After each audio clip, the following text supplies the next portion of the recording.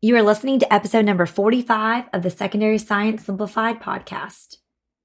Are you teaching in a school or in a district that utilizes the next generation science standards, and do you feel a little overwhelmed by it? Or maybe you're in a state that doesn't technically use NGSS, but your state standards sure do look and sound a whole lot like them.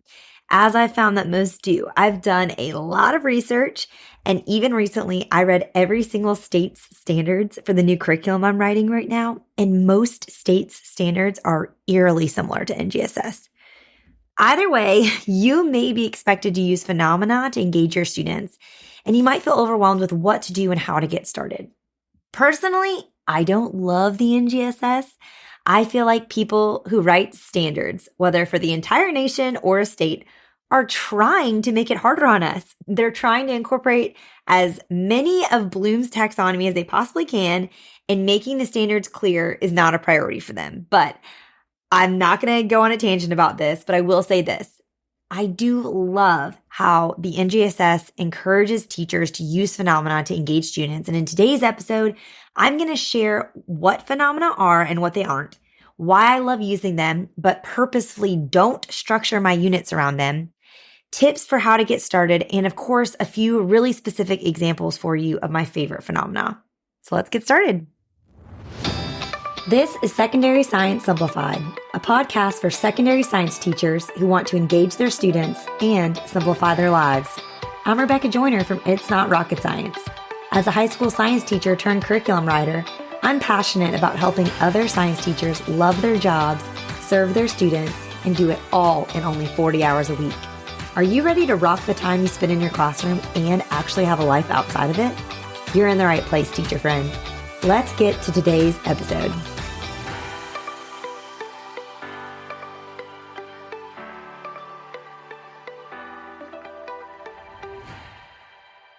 A quick side note before we get into the content today is we are quickly approaching the 50th episode of the Secondary Science Simplified podcast, and I really cannot believe we are here.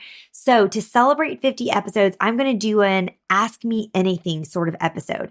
So no topic is off limits.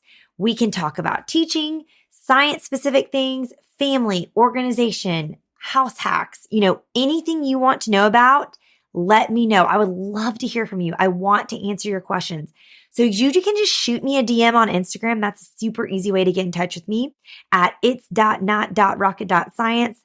Or you can always email me too at rebecca@itsnotrocketscienceclassroom.com and shoot me your questions because I'm excited to answer them as we get to that 50th episode. Now, let's talk phenomena.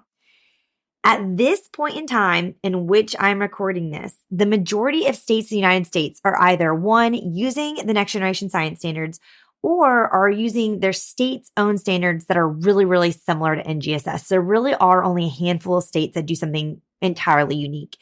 And so whichever category you may fall into, just know that both of these require using phenomena to engage students. But I know that oftentimes we can be expected as educators to do stuff, but we get very little training on how to actually do this practically. And so that's why I've decided to do this episode. Back in January, I interviewed my friend Skipper, who is the real Miss Frizzle. And our conversation really inspired this kind of follow-up episode, if you will. So if you are not familiar, Skipper's a science teacher, and she's turned into an instructional coach in the most recent years. And she has a ton of experience helping teachers move their instructional methods from being one-dimensional to three-dimensional. So if you aren't familiar, just a little preface, the NGSS use a three-dimensional learning strategy, and it incorporates three things. So these are your three dimensions. The DCIs, which are the disciplinary core ideas, which are essentially just like the content that you're teaching. It also covers the SEPs, which are the science and engineering practices, which really are skills that you're going to incorporate. And then CCCs, or cross-cutting concepts. And I see these as themes and connections that just kind of integrate what our students are learning across units and across subject areas. And so like I said in the intro of this episode, if I am perfectly honest, which I will always be with you, I just don't personally love the NGSS. I think the standards leave a lot to be desired when it comes to clarity and practicality, which are two things that we love here at It's Not Rocket Science and Secondary Science Simplified. However, I will say that there are two things that I do truly love about the NGSS. One is that three-dimensional strategy for teaching, for always incorporating the DCIs, the SEPs, and the CCCs. It honestly just makes sense. And then two, I love using phenomena to engage students. So if you want more help with teaching in the three-dimensional strategy, I recommend stopping right now and going back and listening to episode 7 to hear Skipper talk about that. But if you're ready to learn more about the other thing I love about NGSS, which is using phenomena to engage students in a way that's simple and practical, this episode is for you. So first and foremost, what are phenomena? Because you may not be familiar with this at all.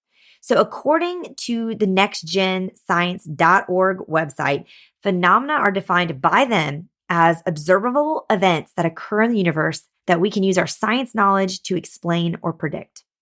So phenomena are not explanations of scientific information or the appropriate terminology behind what is happening, but instead they are what our students can experience and document in order for them to have context and meaning in terms of what they are learning.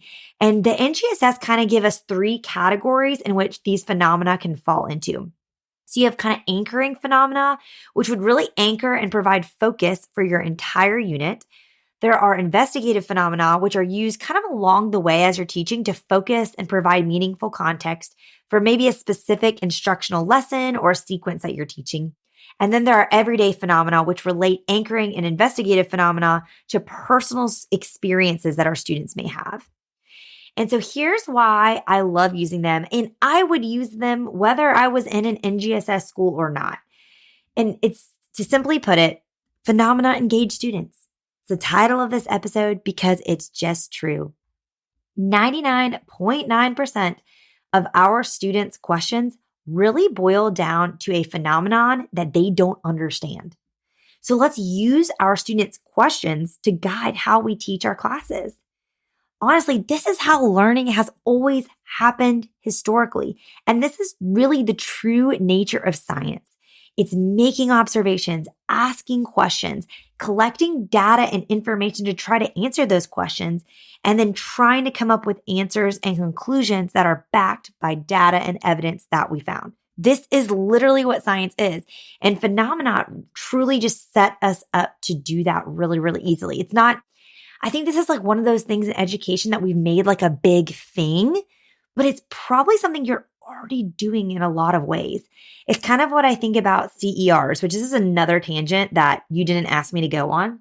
But I know like in the last couple of years, CER statements have been a big thing. Like we got to teach our students CER, which is claim, evidence, reasoning. They got to make a claim, back it with evidence and reasoning. You need a poster in your room about this. You need to make sure your worksheets all say this, et cetera, et cetera, et cetera.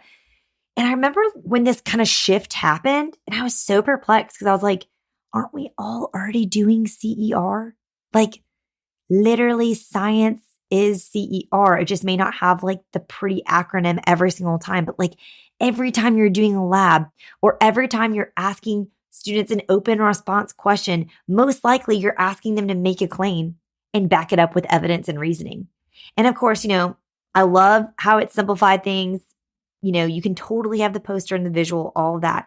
But I say all this to say, I don't want you getting overwhelmed by this new initiative or something that feels like this whole big thing you have to start doing when it's probably something you might already naturally be doing because it's just integrated into the nature of how science is as a subject in general. So that's why I love using phenomena and I like using CER too, but you don't need to be overwhelmed by those terms because they're just part of the nature of science and how it's done. So most likely you're doing it in some capacity. And we're just going to kind of clarify that with the rest of this episode.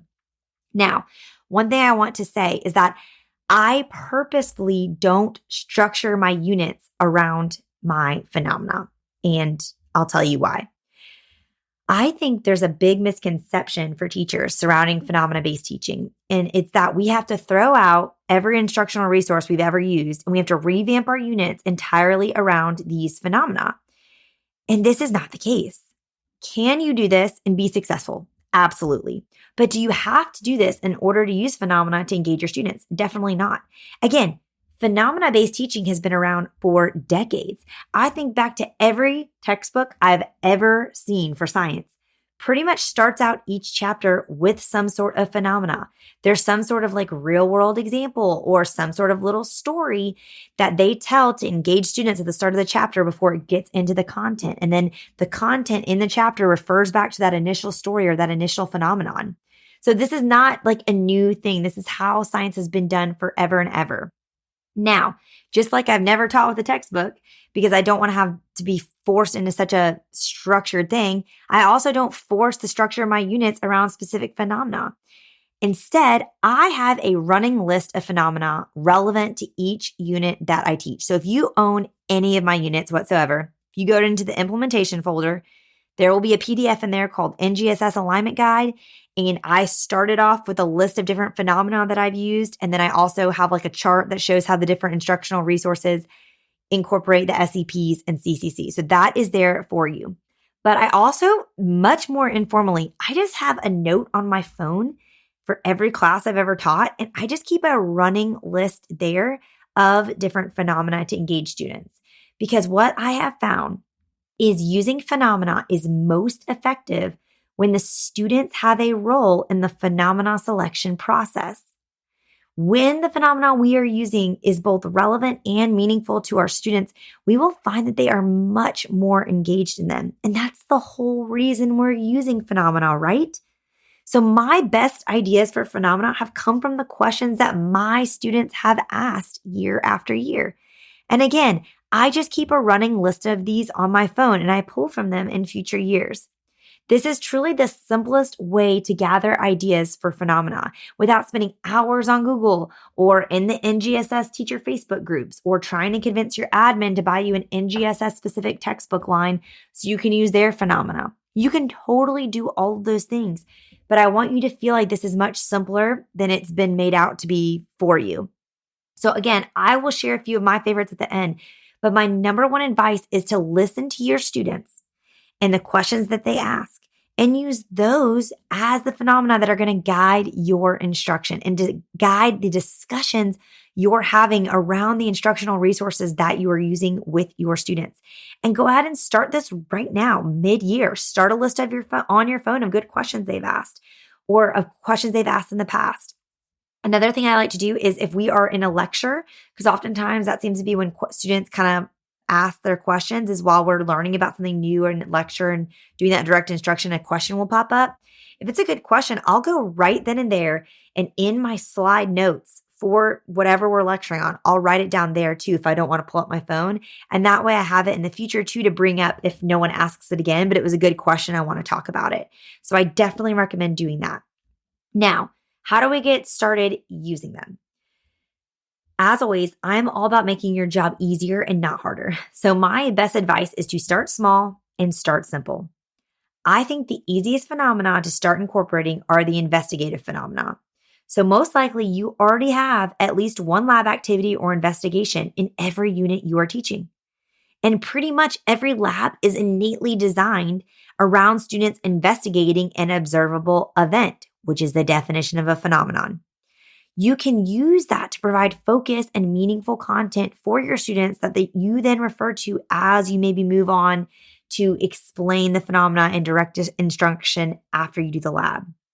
And so start with investigative phenomena. And from there, once you feel more comfortable, maybe you can start brainstorming some anchoring phenomena that will kind of guide an entire unit. Again, I like to think of anchoring phenomena as themes that will truly anchor the entire unit and hold it in place. Introducing these phenomena at the start, and then you can just kind of bring everything you do back to this. And again, you don't need to rewrite your entire unit, okay? For example, when I teach heredity in my biology class, a great anchoring phenomena is anything related to identical twins that aren't exactly identical. So, do I need to rewrite my entire unit so that every single thing has something in it that relates to identical twins? No. But when I teach my kids about Mendelian inheritance and Punnett squares to understand basic inheritance patterns, we can then have a discussion and bring it back to the identical twins. Then when we kind of move on and start talking about complex inheritance patterns like polygenic inheritance, we bring it back to the twins as discussion. From there, we usually move on to mutations, bring it back to twins and how that can create differences. Even if they have identical DNA from mom and dad in the womb, there can still be a mutation while they're growing and developing. And then when we talk about epigenetics, that's a whole nother discussion. Even if they are raised in the same house and in the same environment, epigenetics can play a role. So all of these topics can be tied back into that original phenomenon of the existence of identical twins that aren't truly identical. And you can have these discussions entirely centered on these phenomena without changing a single one of the resources you've already created for your students. So again, I just want to encourage you, please don't throw out your lesson plans just because a student asks a great question and now you want to rewrite your entire unit around it. Use that great question and use it to serve as an anchoring phenomenon for the remainder of the unit and just tie all of your discussions that you're having with students back to that. And then maybe if you're reflecting on your unit at the end of the year and you have time, you can say, hey, I want to make this question a more integral part of my unit. Do I need to bring in a different lab activity that can kind of tie into this or a different, video source or research project or whatever it may be? But don't feel the pressure that the only way to teach phenomenon-based teaching is to totally structure an entire unit around one thing that you've picked or however you want to do it. Okay, so simplify this for yourself. Start small, use what you already have. And again, keep it simple. Discussions and the questions your students are asking is the best and simplest way to do this.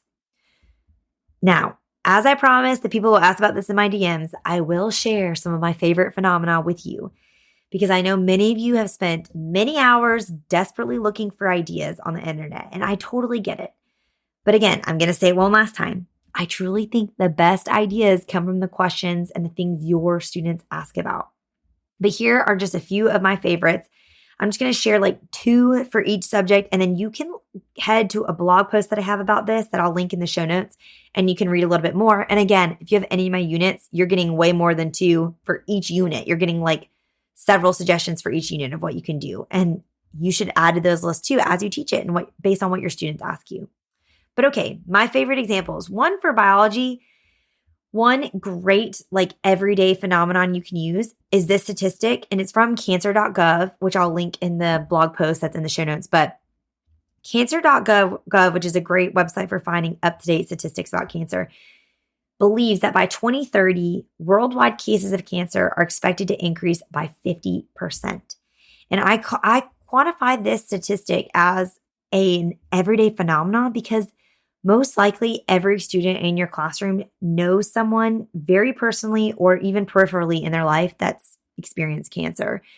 And so this is a great topic, albeit it can be a morbid one, to bring into your cells unit and kind of tie a lot of things back into, well, how does cancer start? Why haven't we cured it yet? And asking a lot of those follow-up questions that your students have. Another one that I love is an anchoring phenomenon for biology.